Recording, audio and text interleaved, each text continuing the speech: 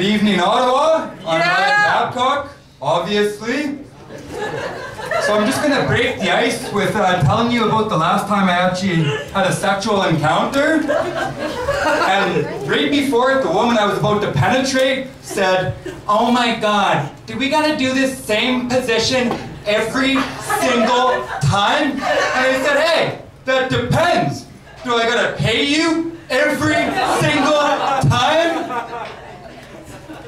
Well, now that we're on the topic of escorts, and we're not talking about that shitty car that Ford makes, I'll tell you about my last experience. So, last one I called up an older one, hoping for a nice MILF from, like, you know, milfhunter.com to spice things up. So I go to her house, knock on the door, already got a half a heart on, you don't care. So, she answers the door, and next thing you know, it's my old high school cafeteria lunch lady. So I'm freezing up. Do I do the old "I forgot my wallet in the car," or do I penetrate this woman? I looked down and saw that her smaller, saggier tits were replaced with silicone, so I said, "Giddy up!" Besides, I've always wanted to try her special taco.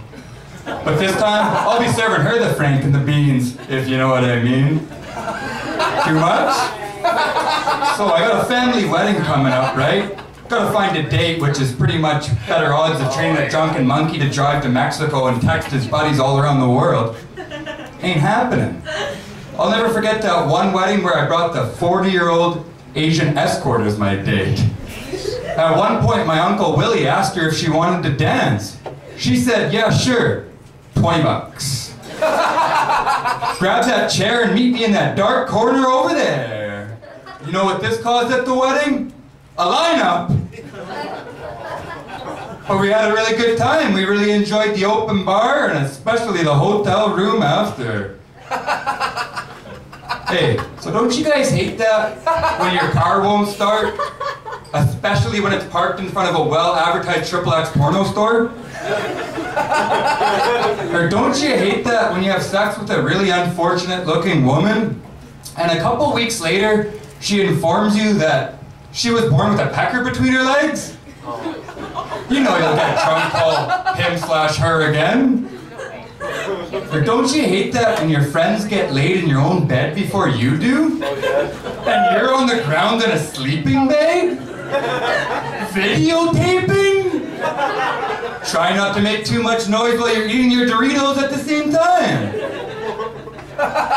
Or don't you hate that when you're shaving your face and then you suddenly realize you're still using the same blade you just shaved your ass with? Ah, you're almost done. Have you guys ever called in sick at your work and then the whole entire staff working that day celebrated? And you didn't even get the invite. So, my dad, he's got 5 dogs, he's obsessed, right? And one day he's talking to the neighbor in the front yard. And my neighbor says, "It's a shame having all those fucking dogs because they turn all your little trees yellow." He said, "Actually, no, the dogs aren't even allowed in the front yard. That's from my drunken son, Ryan." And that wasn't dog shit you stepped in earlier, by the way. Got kind of a long story here. Last time I was driving home from a prostitute's house. Oh, you didn't need to know that. So I'm driving when the squirrel jumps right in front of me and I swerve out of control and I still hit the little nut collecting son of a bitch. So I pull over, I get out of my station wagon, I see it all crumpled up on the side of the road, still looks salvageable, so I run up to him ready to give him mouth-to-mouth CPR, whatever the fuck I gotta do, right? And that's when I realized it's not a squirrel at all. And no, it's not a chipmunk. It was just a dirty old liquor bag that was blowing in the wind.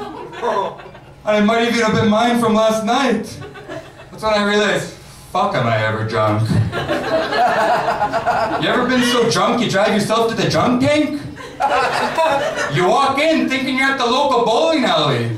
Your first thought is, hey, these guys in the fancy blue t-shirts, they must be in a league together. And you wonder why they're all trying to fight you. That's when you realize you made a wrong turn. Son of a bitch. So, I'm gonna actually just tell you about before I go, the last time I was having sex when I finally lasted 1 hour. until the girls looked at her watch and said, "Time's up." That's when I had to pull out.